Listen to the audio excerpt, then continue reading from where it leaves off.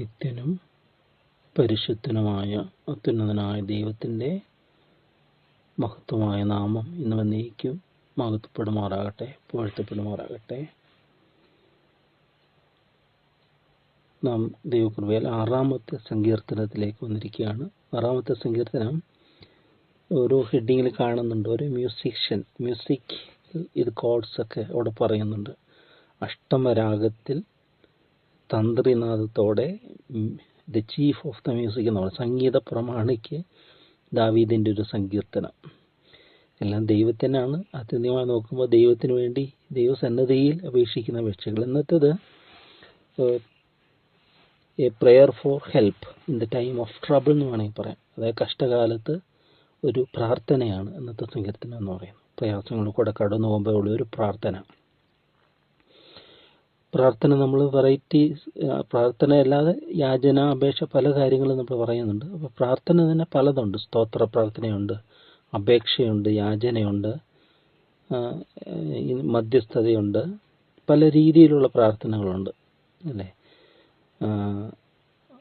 ഇവിടെ നമ്മൾ കാണുന്നത് പ്രെയർ ഫോർ ഹെൽപ്പ്, സഹായത്തിനുള്ളതായ അപേക്ഷ, യാചന, പ്രാർത്ഥനയാണ് ഇന്നത്തെ എന്ന് പറയുന്നത്. അവിടെ തുടങ്ങുന്നത് തന്നെ യഹോവേ, നിന്റെ കോപത്തിൽ എന്നെ ശിക്ഷിക്കരുതേ, നിന്റെ ക്രോധത്തിൽ എന്നെ ദണ്ഡിപ്പിക്കരുതേ. യഹോവേ, ഞാൻ തളർന്നിരിക്കുന്നു, എന്നോട് കരുണയുണ്ടാകണമേ. യഹോവേ, എൻ്റെ അസ്ഥികൾ ഭ്രമിച്ചിരിക്കുന്നു, എന്നെ സൗഖ്യമാക്കണമേ. എൻ്റെ പ്രാണനും അത്യന്തം ഭ്രമിച്ചിരിക്കുന്നു, നീയോ യഹോവേ എത്രത്തോളം. യഹോവയെ തിരിഞ്ഞെൻ്റെ പ്രാണനെ വിടുവിക്കണമേ. നിന്റെ കാരുണ്യ നിമിത്തം എന്നെ രക്ഷിക്കണമേ. മരണത്തിൽ നിന്നെക്കുറിച്ച് ഓർമ്മയില്ലല്ലോ, പാതാളത്തിലാർ നിനക്ക് സ്തോത്രം ചെയ്യും. എൻ്റെ ഞരക്കം കൊണ്ട് ഞാൻ തളർന്നിരിക്കുന്നു, എൻ്റെ രാത്രി മുഴുവനും എൻ്റെ കിടക്കയെ ഒഴുക്കുന്നു. കണ്ണുനീർ കൊണ്ട് ഞാൻ എൻ്റെ കട്ടിലിനെ നനയ്ക്കുന്നു, ദുഃഖം കൊണ്ട് എൻ്റെ കണ്ണു കുഴിഞ്ഞിരിക്കുന്നു. എൻ്റെ സകല വൈരികളും ഹേതുവായി ക്ഷീണിച്ചുമിരിക്കുന്നു. ഇതാണ് പ്രാർത്ഥനാപേക്ഷ എന്ന് പറയുന്നത്. ഇവിടെ നമ്മൾ പലപ്പോഴും ചിന്തിക്കും, ചിലർ പറയുന്നുണ്ട് ദൈവം കോപിക്കരുത്, ദൈവം ശാസിക്കരുത്, അങ്ങനെയൊക്കെ ചിലർ പറയുന്നത്. ദൈവം എന്ന് പറഞ്ഞാൽ അങ്ങനെയൊന്നും ചെയ്യരുതെന്നാണ് അവർ പറയുന്നത്. ഒരു പിതാവിനോ മാതാവിനോ മക്കളുടെ മേൽ കോപിക്കാൻ അനുവാദമുണ്ടല്ല. കോപം നന്നായിട്ടുള്ള കോപമുണ്ട് അല്ലേ. സ്നേഹത്തിൻ്റെ ഇതുണ്ടെങ്കിൽ അവിടെ ഭ്രംശനം വന്നാൽ കോപം വരും. അതായത് 4-ാം സങ്കീർത്തനത്തിൽ നമ്മൾ കാണുന്നുണ്ട്, അവിടെ പറയുന്നത് കോപിച്ചാലും പാപം ചെയ്യരുതെന്ന്. കോപത്തിനുള്ള പാപമുണ്ട്, അല്ലാത്ത കോപമുണ്ട്. അപ്പോൾ യെരൂശലേം ദേവാലയത്തിൽ ചെന്നിട്ട് കർത്താവ് കോപിക്കുന്നതായിട്ട് നമ്മൾ കാണുന്നുണ്ട്. പിന്നെ ഒരു വരണ്ട കൈയുള്ള മനുഷ്യനെ സൗഖ്യമാക്കുന്ന സമയം അവർ ചുറ്റും ക്രോധത്തോടെ നോക്കിയെന്ന് പറയുന്നുണ്ട്. കോപത്തോടെ കർത്താവ് നോക്കുകയാണ് അവരുടെ ആ വഴിതെറ്റ് കണ്ടിട്ട്, അവരുടെ ആ തെറ്റുകൾ കണ്ടിട്ട് ദൈവത്തിന് കോപം. സങ്കീർത്തനത്തിൽ പല പ്രാവശ്യം നമ്മളോട് കാണുന്നുണ്ട് ദിവസം പ്രതി കോപിക്കുന്നതൊക്കെ കാണുന്നുണ്ട്.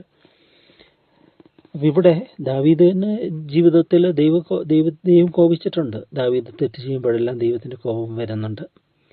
എന്നാൽ അവിടെയെല്ലാം അനുദപിച്ച് മടങ്ങി വരുമ്പോൾ ക്ഷമിക്കുന്ന ഒരു സ്നേഹവാനായ ദൈവം. കാരണം ദൈവം കോപിക്കാൻ കാരണം നമ്മൾ തെറ്റുകൾ പറ്റുമ്പോൾ നമ്മൾ ശത്രു നമ്മളെ അപഹസിക്കുകയാണ്, ശത്രു നമ്മളെ പരിഹസിക്കുകയാണ്, ശത്രു നമ്മളെ നിന്ദിക്കുകയാണ്. അപ്പോൾ അതുകൊണ്ട് നമ്മൾ തെറ്റുകൾ സംഭവിക്കുമ്പോഴും മനസ്സിനേക്കട് കാണിക്കുമ്പോഴും ദൈവം നമ്മളോട് കോപിക്കും, അത് ശിക്ഷിക്കും, ശാസിക്കും. അതാണ് നല്ല പിതാവിൻ്റെ ഇതെന്ന് പറയുന്നത്. സ്നേഹിക്കുന്ന ഏത് മക്കളെയും തല്ലുന്നു എന്ന് പറയുന്ന പോലെ പറയുന്ന തിരുവചനത്തിൽ. ഇന്ന് പല രാജ്യങ്ങളിലൊക്കെ മക്കളെ ശാസിക്കാൻ പാടില്ല, ശിക്ഷിക്കാൻ പാടില്ല.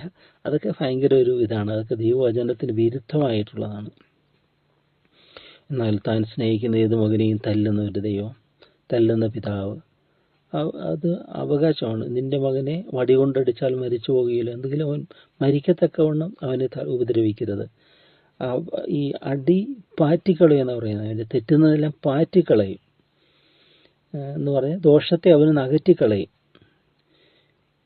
ഈ ഒരു പഴഞ്ചൊല്ലുണ്ട്, അത് അടികൊണ്ട് വളർന്ന കുട്ടിയും അടച്ചു വെച്ച കഷായവും പ്രയോജനപ്രദമാണെന്ന് പറയുന്നുണ്ട്.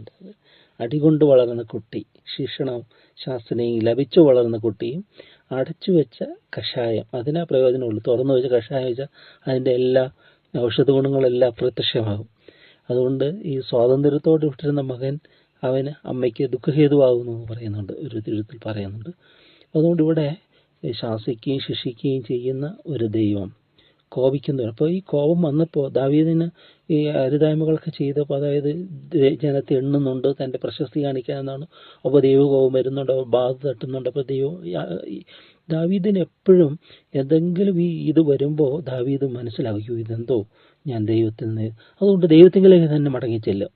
അപ്പോൾ ക്ഷമിക്കണമേ. ഇപ്പോൾ ചില കുട്ടികളുണ്ട്, അടിക്കാൻ പിടിച്ചാൽ അവർ ഓട്ടം, പിന്നെ അവരുടെ പുറകെ ഓടണം. ഞങ്ങളുടെ ഒരിക്കൽ ബസ്സിൽ യാത്ര ചെയ്ത് പോകുമ്പോൾ റോഡിൻ്റെ സൈഡിൽ കൂടെ, ഒരു മെയിൻ റോഡിൻ്റെ സൈഡിൽ കൂടെ ഒരു അമ്മ കൊച്ചിനായിട്ട് ഓടിക്കുക. അമ്മ കയ്യിൽ വടി പിടിച്ചിട്ടുണ്ട്. ഈ കൊച്ചു ഓട്ടം, അമ്മ പുറകെ ഓടുക. ആ കുട്ടി എത്രത്തോളം ഓടും? പക്ഷെ ചില കൊച്ചുങ്ങളുണ്ട്, അടിക്കാൻ പിടിക്കുമ്പോഴത്തേക്ക് അത് അമ്മ അങ്ങോട്ട് കെട്ടിപ്പിടിക്കുകയാണ്, അല്ലെങ്കിൽ അപ്പനെ അങ്ങോട്ട് കെട്ടിപ്പിടിക്കുകയാണ്. അടിക്കാനാണ് പിടിക്കുന്നത്, പക്ഷെ കെട്ടിപ്പിടിക്കുകയാണ്. അപ്പോൾ രണ്ടടിയൊക്കെ അടിച്ചിട്ട് അവർ പിന്നെ അത് പറയും. അപ്പോൾ കാര്യം പറഞ്ഞുകൊണ്ട് അതുകൊണ്ട് ഇവിടെ ദാവീദ് എന്ത് ചെയ്യാണ്? അങ്ങോട്ട് ദൈവത്തിലേക്ക് തന്നെ ചെല്ലുകയാണ്. എന്ത് വന്നാലും ശരി, അനുതാപത്തോടെ ദൈവസന്നിധിയിലേക്ക് അടുത്തില്ല. അപ്പോഴേ ദൈവം ക്ഷമിക്കുക, അപ്പോഴേ ദൈവം അതിൻ്റെ ഒരു ഫേവർ കൊടുക്കുകയാണ്. അതാണ് ദൈവത്തിൻ്റെ സ്നേഹം എന്ന് പറയുന്നത്. ഇവിടെ നമ്മൾ കാണുകയാണ്, ദാവീദ് ദൈവത്തോട് പ്രാർത്ഥിക്കുകയാണ്, യഹോവേ, എൻ്റെ അസ്ഥികൾ ഭ്രമിച്ചിരിക്കുന്നതിനെ സൗഖ്യമാക്കണമേ, ഞാൻ തളർന്നിരിക്കുന്നതിനോട് കരുണ തോന്നണമേ. നീയോ യഹോവയെ എത്രത്തോളം, യഹോവയെ തിരിഞ്ഞെൻ്റെ പ്രാണനെ വിടുവിക്കണമേ. അങ്ങനെ അതായത് മരണത്തിൽ നിന്നെക്കുറിച്ച് ഓർമ്മയില്ലല്ലോ, പാതാളത്തിലാ നിനക്ക് സ്തോത്രം ചെയ്യാൻ, ഞരക്ക് കുണിഞ്ഞ തകർന്നിരിക്കുന്നു.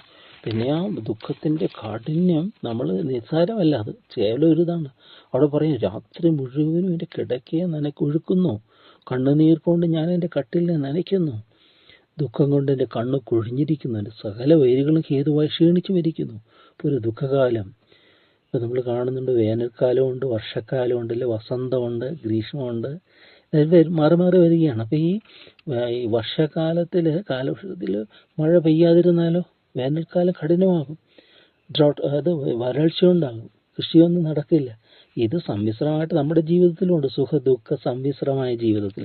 പക്ഷെ ഇവിടെ നമുക്ക് കാണേണ്ട ഒരു അവിടെ ദൈവം നമുക്കുണ്ടോയെന്ന്, ദൈവം നമുക്കുണ്ടോ, ഇതിനെല്ലാം നമുക്ക് തരണം ചെയ്യാൻ പറ്റും.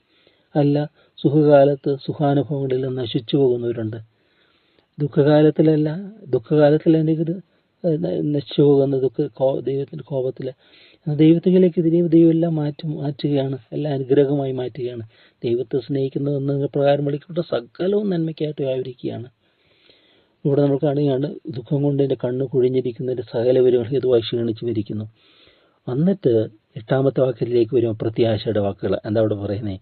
നീതികേട് പ്രവർത്തിക്കുന്നവരുമേ എന്നെ വിട്ടു പോകുവീൻ, യഹോവ എൻ്റെ കരച്ചിൽ എൻ്റെ ശബ്ദം കേട്ടിരിക്കുന്നു. കണ്ടോ, ഉത്തരം കിട്ടി. നീതികേട് പ്രവർത്തിക്കുന്നു. അപ്പോൾ ദാവീദിനോട് നീതികേട് പ്രവർത്തിക്കുന്നവരുമേ അവർ വിട്ടുപോകാൻ പറയണത്. കാരണം എന്താ? യഹോവ എൻ്റെ കരച്ചിലിൻ്റെ ശബ്ദം കേട്ടിരിക്കുന്നു. കണ്ണുനീർ കാണുന്ന, കരച്ചിൽ കാണുന്ന, പ്രാർത്ഥന കേൾക്കുന്ന ഒരു ദൈവം. എന്നിട്ട് പറയും, യഹോവ എൻ്റെ അപേക്ഷ കേട്ടിരിക്കുന്നു, യഹോവ എൻ്റെ പ്രാർത്ഥന കൈക്കൊള്ളും. എൻ്റെ ശത്രുക്കളെല്ലാവരും ലജ്ജിച്ച് ഭ്രമിക്കും, അവർ പിന്തിരിഞ്ഞ് പെട്ടെന്ന് നാണിച്ചു പോകും. അവരിന്ന് പരിഹസിക്കുന്നുണ്ട്, പക്ഷെ ആ പരിഹാസങ്ങളെല്ലാം അകന്നുപോയി, അവരെല്ലാം നാണിച്ചു പോകും, ലജ്ജിച്ചു പോകും.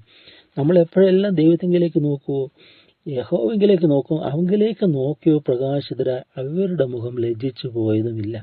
ലജ്ജിച്ചു പോയതുപോലെയൊക്കെ തോന്നും, പരാജയപ്പെട്ടതുപോലെയൊക്കെ തോന്നും, ഇല്ല, അവരുടെ തല പിന്നെയും ദൈവം ഉയർത്തും. അപ്പം ശത്രുക്കൾ പിന്നെയും ലജ്ജിച്ചു പോകുന്നു. ശത്രുക്കൾ ഒരിക്കലും നമ്മുടെ ജയം കൊള്ളുകയില്ല. കാരണം ജയാളിയായ ഒരു കർത്താവ് നമ്മളോട് കൂടിയുണ്ട്. ആ ദൈവത്തെല്ലാം നമ്മൾ ആശ്രയിക്കുന്നത്, സമ്പൂർണ്ണമായ നമുക്ക് ദൈവത്തിൽ ആശ്രയിക്കുമ്പോൾ ദൈവം നമ്മുടെ എല്ലാ പ്രശ്നങ്ങൾക്കും നീക്കുപോക്ക് വരുന്നു. നമ്മുടെ പ്രാർത്ഥന കേട്ട്, യാചന കേട്ട് ഉത്തരമരുളുന്ന ഒരു ദൈവം. അതുകൊണ്ട് തുടർന്നുള്ള സങ്കീർത്തനങ്ങളിലൊക്കെ നമ്മൾ ഈ കോപത്തെക്കുറിച്ച്, ദൈവകോപത്തെക്കുറിച്ച് നമ്മൾ കാണുന്നുണ്ട്. 103-ാം സങ്കീർത്തനത്തിലെ ചില വാക്യങ്ങൾ ഇവിടെയുണ്ട്, അല്ലേ? നമ്മളൊക്കെ പാടുന്ന സ്തോത്രത്തിൻ്റെയും ഒക്കെ സങ്കീർത്തനങ്ങളൊക്കെ അത്, അല്ലേ? എന്മനമേ യഹോവയെ വാഴ്ത്തുക, എൻ്റെ സർവാന്തരികമുള്ള വിശുദ്ധ നാമത്തെ വാഴ്ത്തുക. എന്മനമേ യഹോവയെ വാഴ്ത്തുക, അവൻ്റെ ഉപകാരങ്ങളൊന്നും മറക്കരുത്. അവിടെ പറയുക, അവൻ അകൃത്യമൊക്കെയും മോചിക്കുന്നു, നിൻ്റെ സകല രോഗങ്ങളെയും സൗഖ്യമാക്കുന്നു. ഇതനുഭവത്തോട് പറയുക, അവൻ നിൻ്റെ ജീവനെ നാശത്തിൽ നിന്ന് വീണ്ടെടുക്കുന്നു, ദയയും കരുണയും നിന്നെ അണിയിക്കുന്നു. നിന്റെ യൗവനം കഴുകനെ പോലെ പുതുകി വരത്തക്കൊള്ളും, അവൻ നിന്റെ വായിക്ക് നന്മ കൊണ്ട് തൃപ്തി വരുത്തുന്നു. യഹോവ സകല പീഡിതന്മാർക്ക് വേണ്ടി നീതിയും ന്യായവും നടത്തുന്നു. അവൻ തൻ്റെ വഴികളെ മോശയെയും തൻ്റെ പ്രവർത്തികൾ ഇസ്രായേൽ മക്കളെയും അറിയിച്ചു. തുടർന്ന് പറയാം, യഹോവ കരുണയും കൃപയും നിറഞ്ഞവനാകുന്നു, ദീർഘക്ഷമയും മഹാദയയും ഉള്ളവൻ തന്നെ. അല്ലേ? കോപത്തിന് മറ്റൊരു വശമാണ് യഹോവ കരുണയും കൃപയും നിറഞ്ഞവനാകുന്നു, ദീർഘക്ഷമയും മഹാദയയുമുള്ളവൻ തന്നെ. അവൻ എല്ലായ്പ്പോഴും ഫലസിക്കുകയില്ല, എന്നേക്കും കോപം സംഗ്രഹിക്കുകയുമില്ല. അവൻ നമ്മുടെ പാപങ്ങൾക്കൊത്തവണ്ണം നമ്മോട് ചെയ്യുന്നില്ല, നമ്മുടെ അകൃത്യങ്ങൾക്കൊത്തവണ്ണം നമ്മോട് പകരം ചെയ്യുന്നതുമില്ല. ആകാശവും ഭൂമിക്കും ഏത് ഉയർന്നിരിക്കുന്ന പോലെ അവൻ്റെ ദയ അവൻ്റെ ഭക്തന്മാരോട് വലുതായിരിക്കുന്നു. ഉദയം അസ്തമയത്തോട് അകന്നിരിക്കുന്നത് പോലെ അവൻ നമ്മുടെ ലംഘനങ്ങളെ നമ്മോട് അകറ്റിയിരിക്കുന്നു. അപ്പന് മക്കളോട് കരുണ തോന്നുന്നത് പോലെ യഹോവയ്ക്ക് തൻ്റെ ഭക്തന്മാരോട് കരുണ തോന്നുന്നു. അവൻ നമ്മുടെ പ്രകൃതി അറിയുന്നു, നാം പൊടിയെന്ന് അവൻ ഓർക്കുന്നു. ഇവിടെ ദൈവത്തിൻ്റെ ദീർഘക്ഷമയും കരുണയൊക്കെ എത്രയാണ്! അപ്പോൾ അവിടെ പറയുകയാണ്, അവൻ എല്ലായ്പ്പോഴും ഫലസിക്കുകയില്ല, എന്നേക്കും കോപം സംഗ്രഹിക്കുകയുമില്ല. അവൻ്റെ കോപം ക്ഷണനേരത്തേക്കുള്ളത്, അവൻ്റെ പ്രസാദമോ ജീവപര്യന്തമുള്ളതാണ്. അപ്പോൾ എവിടെയെങ്കിലും ദൈവത്തിൻ്റെ ശാസനകൾക്ക് നമ്മുടെ ജീവിതത്തിൽ ഏതെങ്കിലുമൊക്കെ അനുഭവത്തിൽ അങ്ങനെ നമുക്കത് തോന്നിയാൽ അപ്പോൾ തന്നെ നമ്മൾ ദൈവത്തിലേക്ക് തിരിയണമെന്നാണ്. ദൈവത്തിന് അനിഷ്ടമായ കാര്യങ്ങൾ സംഭവിക്കുക, എന്തെങ്കിലും നമ്മുടെ ജീവിതത്തിൽ ചെറിയ ചെറിയ അടികളൊക്കെ ദൈവം തരും. അടികൾ എങ്ങനെയായിരിക്കും? ചില സംഭവങ്ങൾ കൂടെ ആയിരിക്കും, ചില കാര്യങ്ങളായിരിക്കും. അത് നമ്മുടെ അനുഭവത്തിൽ കൂടെ നമുക്ക് മനസ്സിലാകും. അപ്പോഴേ നമ്മൾ ദൈവത്തിലേക്ക് തന്നെ തിരിഞ്ഞ്, കർത്താവേ മടങ്ങി വരുന്നു, തെറ്റ് ക്ഷമിക്കണമേ, എന്നോട് കരുണ ചെയ്യണമേ എന്ന് പ്രാർത്ഥനയോടെ നമ്മൾ വരുമ്പോൾ നമ്മുടെ പ്രാർത്ഥന കേൾക്കുന്ന ഒരു ദൈവം. ദാവീദിൻ്റെ സാക്ഷ്യമായിട്ട് ദാവീദ് പറയുകയാണ്, യഹോവയുടെ കരച്ചിലിൻ്റെ ശബ്ദം കേട്ടിരിക്കുന്നു, യഹോവയുടെ അപേക്ഷ കേട്ടിരിക്കുന്നു, യഹോവയുടെ പ്രാർത്ഥന കേൾക്കണം. അവിടെ കണ്ണുനീരോടെ അപേക്ഷ യാചന തുടങ്ങുന്നില്ല. അതിൻ്റെ കൺക്ലൂഷൻ എന്ന് പറയുന്നത് ആനന്ദത്തോടെ, ദൈവത്തിലുള്ള പ്രത്യാശയോടുകൂടെ ദാവീദ് ആ സങ്കീർത്തനം പര്യവസാനിപ്പിക്കുന്നതായിട്ട് നമ്മളിവിടെ കാണുന്നുണ്ട്. എത്ര മനോഹരമായത്! ദൈവകൃപയെ ദൈവം നമ്മളെ തന്നെ സമർപ്പിക്കാം. നിന്റെ യഹോവ നിനക്ക് നിത്യപ്രകാശം, നിന്റെ ദൈവം നിനക്ക് ദിവ്യ തേജസ്. ഈ സൂര്യൻ നീ അസ്തമിക്കില്ല, ഈ ചന്ദ്രൻ നീ അസ്തമിക്കില്ല. എഴുന്നേറ്റു പ്രകാശിക്ക, ദിവ്യപ്രകാശം നിന്നിൽ വന്നിരിക്കുന്നു, ദൈവ തേജസ് നിന്നിൽ വന്നിരിക്കുന്നു. അന്ധകാരം ഭൂമിയെ മൂടിയിടുന്നു, കൂരിരുട്ട് ജാതിയെ മൂടിയിടുന്നു. നിന്റെ മേലോ യഹോവ ഉദിച്ചിരിക്കുന്നു, തൻ്റെ തേജസ് നിന്നിൽ വ്യാപരിക്കുന്നു. പകൽ വെളിച്ചം ഇനി സൂര്യനല്ല, നീല വെളിച്ചം ഇനി ചന്ദ്രനുമല്ല. യഹോവ നിനക്ക് വെളിച്ചമായി, നീതി സൂര്യൻ നിനക്ക് വെളിച്ചമായി. ദുഃഖകാലം തീർന്നു നീ ആനന്ദിക്കും, കഷ്ടകാലം മാറി നീ ആർത്തുപാടും. നിന്ദിച്ചവ നിന്നെ നമസ്കരിക്കും, കൈവിട്ടവ നിന്നെ തേടിയെത്തും. എഴുന്നേറ്റു പ്രകാശിക്ക, ദിവ്യപ്രകാശം നിന്നിൽ വന്നിരിക്കുന്നു, ദൈവ തേജസ് നിന്നിൽ വന്നിരിക്കുന്നു. സ്നേഹവാനായ ദൈവമേ, ഞങ്ങളുടെ വാഴ്ത്തപ്പെട്ട സ്വർഗീയ പിതാവേ, നന്ദിയോടെ ഞങ്ങൾ അങ്ങേ സ്തുതിക്കുന്നു. കഷ്ടകാലത്ത് നീ എന്നെ വിളിച്ച് വീക്ഷിക്കാൻ ഞാൻ നിന്നെ വിടുവിക്കുകയും നീ എന്നെ മഹത്വപ്പെടുത്തുകയും ചെയ്യുമെന്ന് അറിയിച്ചത് കർത്താവേ. ഈ സങ്കീർത്തനത്തിൽ കൂടെ ദാവീദിൻ്റെ കഷ്ടകാലത്ത് കണ്ണുനീരിൻ്റെ രാത്രി മുഴുവനും കിടക്കുകയെ നനയ്ക്കുന്ന ആ ദുഃഖത്തിൻ്റെ കാലത്ത് ദാവീദിൻ്റെ സങ്കടയാചന കേട്ട് ഉത്തരമരുളിയ ദൈവമേ, നന്ദിയോടെ ഞങ്ങൾ അങ്ങേ സ്തുതിക്കുന്നു. ആ ദൈവം എന്നും ജീവിക്കുന്ന ദൈവമായിരിക്കാൽ അവൻ എന്നേക്കും യേശുക്രിസ്തു ഇന്നലെയും ഇന്നും എന്നേക്കും അനന്യനായ ദൈവമേ, മാറ്റമില്ലാത്തവനായിരിക്കാൻ നന്ദിയോടെ ഞങ്ങൾ അങ്ങേ സ്തുതിക്കുന്നു. നിൻ്റെ സന്നിധിയിലേക്ക് ഞങ്ങൾ അടുത്തു വരുന്നു. അപ്പോൾ എവിടെയെങ്കിലും അവിടെ ഞങ്ങളെ ശിക്ഷിക്കുമ്പോഴും ശാസിക്കുമ്പോഴും എല്ലാം അത് ഞങ്ങൾ തിരിച്ചറിഞ്ഞ് നിങ്ങളിലേക്ക് തന്നെ ഞങ്ങൾക്ക് പറ്റിച്ചേർന്നിരിക്കട്ടെ കർത്താവേ. ഒരിക്കലും നിന്ന് അകലുവാനല്ല, ഞങ്ങളെ സ്നേഹിക്കുന്നത് കൊണ്ടാണ് ശാസനകളും ശിക്ഷണങ്ങളും എന്ന് തിരിച്ചറിഞ്ഞ് അപ്പോൾ ഞങ്ങളുടെ എല്ലാ പ്രതിസന്ധികളിലും ഞങ്ങളെ വിടുവിക്കുവാനുള്ള ശക്തനായിരിക്കുക ഞങ്ങളെ സ്തുതിക്കുന്നു. കഷ്ടത്തിലുള്ളവരെ ഞങ്ങൾ ഓർക്കുന്നു, പ്രതിസന്ധികൾ കൂടി കടന്നു പോകുന്നവരെ ഞങ്ങൾ ഓർക്കുന്നു. അപ്രകാരമുള്ളവർക്ക് ഞങ്ങളൊരു മാതൃകയായിരിക്കാനോ കൃപ തരണമേ. ഏതൊരു പ്രതികൂലത്തിലും നിങ്ങളെ ആശ്രയിപ്പാനും സഹായം പ്രാപിപ്പാനും സഹായം വരുന്ന പർവ്വതത്തിലേക്ക് നോക്കുവാനും ഞങ്ങൾ ഇവിടുന്ന് പരിശീലിപ്പിക്കണമേ എന്ന് ഞങ്ങൾ പ്രാർത്ഥിക്കുന്നു. ജീവിതത്തിൻ്റെ അനുഭവങ്ങൾ വിലയേറിയ സംഭവത്താണല്ലോ കർത്താവേ. നിൻ്റെ കരവും നിൻ്റെ കൃപയും നിൻ്റെ എല്ലാം തിരിച്ചറിയുവാനുള്ള മുഖാന്തരങ്ങളാണല്ലോ. എല്ലാം നിൻ്റെ പക്കൽ ഫലമേൽപ്പിക്കുന്നു. എല്ലാം ശുഭമായിരിക്കുവാൻ തക്കവണ്ണം അവിടുത്തെ കൃപ ഞങ്ങളോട് കൂടെ ഇരിക്കണമേ. ഞങ്ങളെ കൂടി തിരുനാമകത്വപ്പെടുത്തണമേ. പുത്രൻ്റെ രക്തത്താൽ, യേശുവിൻ്റെ രക്തത്താൽ സൂക്ഷിക്കണമേ. തിരുനാമം മഹത്വപ്പെടുത്തണമേ. ആമേൻ.